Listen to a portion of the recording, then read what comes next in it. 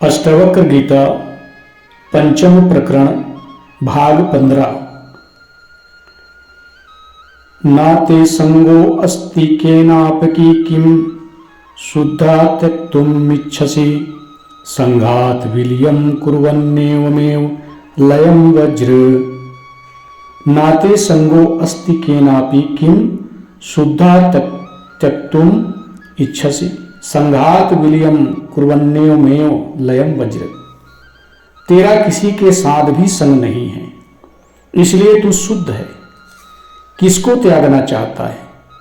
इस प्रकार देह अभिमान के त्याग की इच्छा करता हुआ मोक्ष को प्राप्त हो।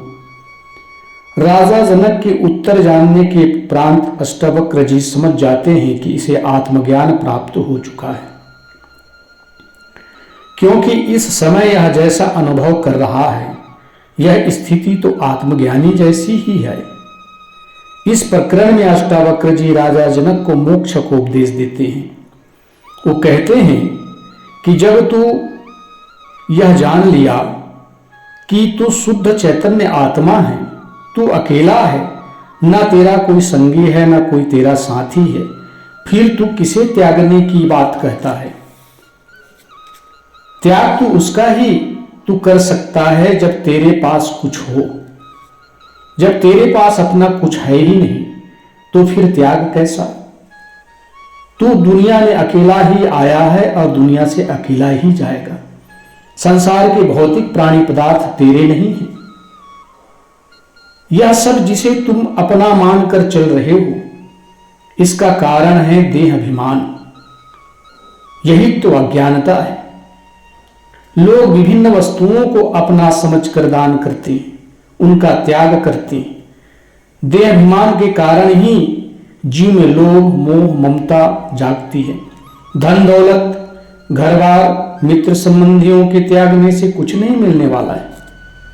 अगर तू समझता है कि धन दौलत राजपाट रिश्ते नातों को त्याग कर कुछ मिलेगा तो यह तेरा भ्रम है। त्यागना है तो इस देह अभिमान को तू त्याग। जिस भौतिक प्राणी पदार्थों में तू मोह कर बैठा है, तेरी आसक्ति उसमें है, उसका त्याग कर। त्याग क्योंकि यही जीव का सबसे बड़ा बंधन है, क्योंकि अगर इसे त्याग नहीं करेगा तो तू बंधन से कभी मुक्त नहीं हो सकता। इसी के कारण तुझे यह भ्रांति हो गई थी कि यह मेरा है, इसलिए तेरे दिमाग में त्याग की बात आई है। तू इस भ्रांति को मिटा दे। तेरा इस संसार में कुछ भी नहीं है। इस देह अभिमान की भ्रांति का मिट जाना ही मोक्ष है। अतः त्यागना है तो इस देह अभिमान को त्याग और मोक्ष को प्राप्त हो। फिर अष्टावक्र जी कहते हैं, उदेति भवतो विश्वम वारिधेरिव बुद्बुदा इति ज्ञात्वेकम आत्मानमेव लयम वज्र। उदेति भवतो विश्वम वारिधेरिव बुद्बुदा इति ज्ञानेव एकम आत्मानेव मेव लयम वज्र। तुझमें संसार उत्पन्न होता है जैसे समुद्र में बुलबुला। इस प्रकार आत्मा के स्वरूप को एक जान करके तू शांति को प्राप्त हो। अष्टावक्र जी राजा जनक को मोक्ष का साधन बताते हुए कहते हैं कि यह आत्मा भी समुद्र के समान है। जिस प्रकार समुद्र में अनेक बुदबुदे और तरंग उत्पन्न होते हैं, फिर समुद्र में लय हो जाते हैं, समुद्र से भिन्न नहीं है, वैसे ही मन के संकल्प से मन में यह संसार उत्पन्न हुआ है और मन के लय होने से यह संसार लय हो जाता है। इस प्रकार के तू मोक्ष को प्राप्त हो। देवी भागवत में भी कहा गया है कि शुद्धो मुक्ता सदैव आत्मा ना वै बद्धेत कैर्चित् बंद मोक्षो मनसा संस्थो तस्मिन् शांते प्रसाम्यति।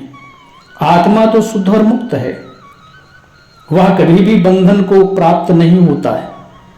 बंधन और मोक्ष तो मन के धर्म है। मन के शांत होने से बंध और मोक्ष का नाम भी नहीं रहता। आत्मा में मन के लय करने से सारा हम लय हो जाता है। इसलिए अष्टावक्र जनक को समझा रहे हैं कि जब तक आत्मा के स्वरूप का बोध नहीं होता तब तक मोक्ष प्राप्त नहीं होता है। फिर कहते हैं अष्टावक्र जी, प्रत्यक्षम वस्तुत्वाद् विश्वम नाहा तमेले त्वयि रज्जु सर्प इव व्यक्तिमेव लयम वज्र।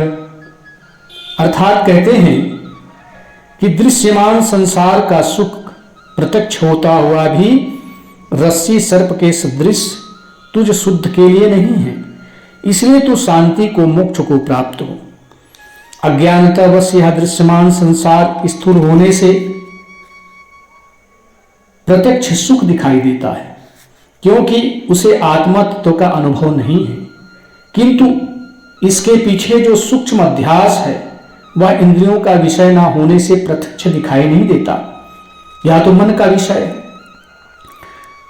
इंद्रियों के द्वारा जो भोगे गए हैं उसका अध्यास बनने से वह मन में विद्यमान होता है। इंद्रियों के विषय तो दिखाई पड़ते हैं परंतु मन के जो अध्यास है उस दिखाई नहीं पड़ते। ज्ञानवान ही इस तत्व को जानने में सक्षम है। अष्टावक्र जी इसीलिए कहते हैं कि यह दृश्यमान संसार का सुख रस्सी सर्प के सदृश भी तुझ शुद्ध आत्मज्ञानी चैतन्य के लिए सत्य नहीं है। तेरे लिए तो यह आत्मा ही सत्य है। इसलिए आत्म तत्व में दृढ़ निष्ठा रखकर तू शांति को प्राप्त हो। जिस प्रकार संसार में सुख दिखाई पड़ता है, विश्वों का सुख हमारे मन को सुख दुख में परिणित करता है। जैसे रस्सी में सर्प दिखाई पड़ता है, अंधकार की वजह से रस्सी सर्प मालूम पड़ता है, परंतु वह सर्प नहीं है, वह रस्सी है। जब प्रकाश होता है, प्रकाश में हम देखते हैं तो वह सर्प नहीं है, रस्सी होता है। उसी प्रकार जब ज्ञान हो जाता है, आत्मानुभूति हो जाती है, तो संसार में सुख दिखाई नहीं पड़ता, संसार का सुख मिथ्या जान पड़ता है। फिर अष्टावक्र जी कहते हैं, सम दुख सुख पूर्ण आशा निराशयो है समः सम जीवित मृत्यु सन्नेवमेव लयम वज्र।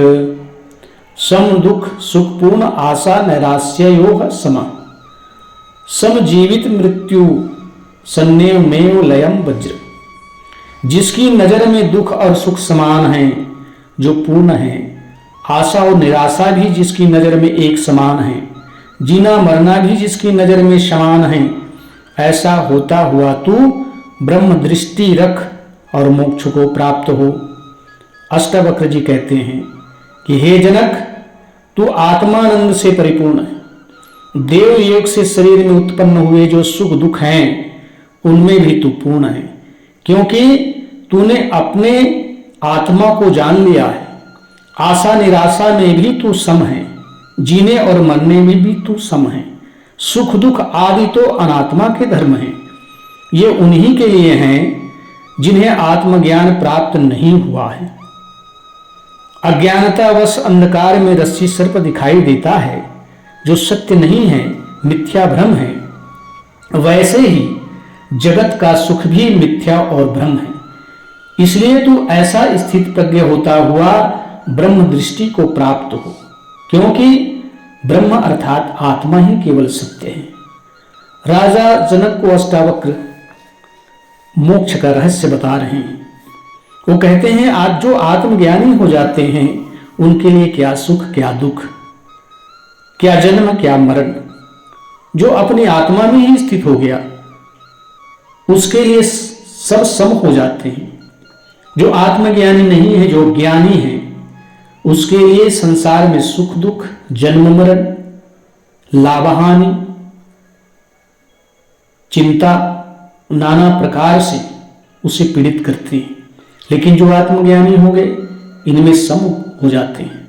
इस प्रकार से अष्टावक्र जी राजा जनक को मोक्ष का रहस्य समझा रहे हैं।